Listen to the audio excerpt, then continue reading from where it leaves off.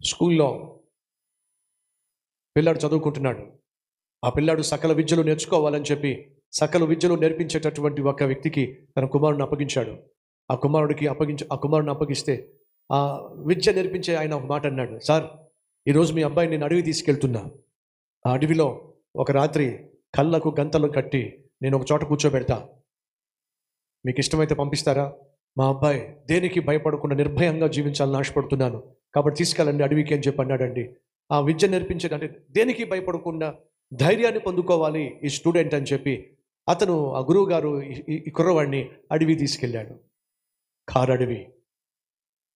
ఆ కుర్రవాడికి చెప్తున్నాడు, 12 సంవత్సరాల పిల్లోడిని ఓ చెట్టు కింద కూర్చోబెట్టి, నాయనా నువ్వు దేనికి భయపడకుండా నిర్భయంగా జీవించాలంటే ఈ రాత్రంతా కూడా ఈ అడవిలో నువ్వు కూర్చోవాలి. సింహాల అరుపులు వినపడవచ్చు, గాండ్రింపులు వినపడవచ్చు, పులి గాండ్రింపులు వినపడవచ్చు, రకరకాల జంతువుల యొక్క శబ్దాలు వినిపించవచ్చు. కానీ నువ్వు భయపడకుండా, పారిపోకుండా, కళ్ళకు కట్టినటువంటి గంతలు తీయకుండా నువ్వు అలాగే కూర్చోవాలి. అలా నువ్వు నిజంగా కూర్చొని రాత్రంతా నువ్వు బ్రతకగలిగినట్లయితే నీకు జీవితంలో దేనికి భయపడవు, నిర్భయంగా నువ్వు జీవిస్తావు అని అంటే ఆ కుర్రోడు వణికిపోయాడండి. ఏమిటి ఒంటరిగా నేను అడవిలో చీకట్లో ఎలా కూర్చోగలను? కూర్చుంటేనే నీ జీవితంలో దేనిని ఎదుర్కోగలవు, ఏ భయం లేకుండా నిర్భయంగా జీవించగలవు. మీ డాడీ కూడా నాకు పర్మిషన్ ఇచ్చారు, నేను అడవి తీసుకెళ్ళమన్నారంటే ఆ పిల్లాడు అదిరిపోయాడండి. ఆ పిల్లాడిని తీసుకెళ్ళిపోయి నిర్దాక్షిణ్యంగా రాత్రి 10 గంటలకు ఆ కుర్రవాడిని ఒక చెట్టు కింద కూర్చోబెట్టి ఆ మాస్టర్ వెళ్ళిపోయాడండి. ఆ పిల్లాడు అదిరిపోయాడండి.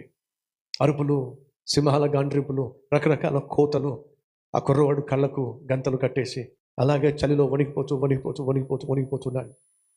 అలా వణికిపోతున్న సమయంలో స్లోగా మంచు తొలిపోతా ఉంది, సూర్యుడు ఉదయిస్తూ ఉన్నాడు. అలా ఉదయిస్తున్న సమయంలో కుర్రవాడు భయంతో వణికిపోయాడు. కారణం ఏమిటంటే ఆ మంచు తొలగిపోతున్న సమయంలో దూరంలో ఒక ఆకారం కనిపిస్తూ ఉంది. అర్థమైపోయింది, ఇది ఏ ఖడ్గ మృగమో లేకపోతే భయంకరమైనటువంటి జంతువు నా మీదకి రాబోతుందని చెప్పి భయపడిపోయి వణికిపోయాడు. ఎందుకంటే ఎలాగో సూర్యుడు ఉదయిస్తున్నాడని చెప్పేసి గంతలు తీసేశాడు.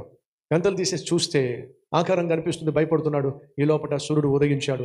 తీరా చూస్తే ఎవరో కాదండి, వాళ్ళ నాన్నే తుపాకీ రెడీగా పెట్టుకొని కూర్చొని ఉన్నాడండి. ఒకవేళ నా కుమారుడి మీదకు ఏ అపాయమైన రాత్రి వస్తుందేమని చెప్పి ఒకవైపు కుమారుడిని పరీక్షలో పెట్టాడు, రెండో వైపు తానేమో తుపాకీ పట్టుకొని కాపలా కూర్చున్నాడు.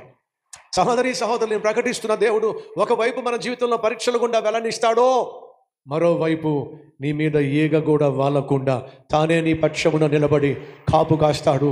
నిన్ను కాపాడు యెహోవా, కునుకడు, నిద్రపోడు.